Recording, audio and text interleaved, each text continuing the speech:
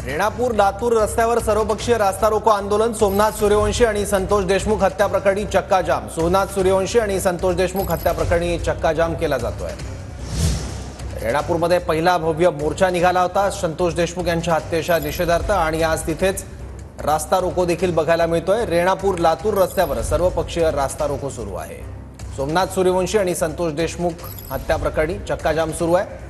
सोमनाथ सूर्यवंशी यांचा पोलीस कस्टडीमध्ये मृत्यू झाला होता, त्यामुळे या संदर्भात देखील तपास केला जावा आणि सत्य समोर यावं अशी मागणी आहे, भूमिका आहे। याबद्दल आणखी माहिती घेऊ आपले प्रतिनिधी महेंद्र जोंधळेंकडून। महेंद्र, परभणी आणि मसवाजोगच्या घटनेला घेऊन ठिकठिकाणी चक्काजाम आंदोलन करण्यात येत आहे। त्यामुळे लातूर शहराकडे येणारी वाहतूक किंवा असेल किंवा लातूरमधून बाहेर पडणारी वाहतूक जी आहे ती ठप्प झालेली आहे।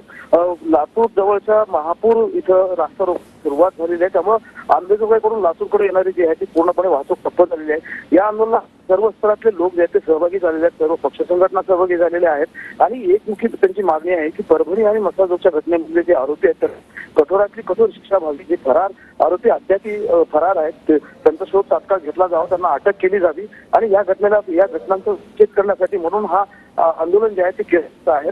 लातूर शहरामधला जो पीव्हीआर चौक आहे तिकडे बार्शी रस्त्यावरून वाहतूक येते त्या ठिकाणी देखील रस्ता रोको करण्यात येतो आहे। सोलापूरकडून लातूर येणारा जो रस्ता आहे त्या म्हणजे छत्रपती शिवाजी महाराज चौकामध्ये देखील रास्ता रोको आंदोलन करण्यात येत आहे। त्याचबरोबर अहिल्यादेवी होळकर चौक जो आहे आंबेजोगाईकडून लातूर शहराकडे येणारी वाहतूक जी आहे ती देखील ठप्प झालेली आहे। म्हणजे लातूर शहराकडे येणारे जे रस्ते आहेत ते आंदोलकांनी आपलेले आहेत आणि रास्ता रोकोला सुरुवात झालेली आहे।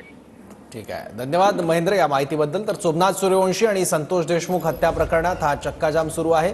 रेणापूर लातूर रस्त्यावर सर्व पक्ष एकवटले आहेत।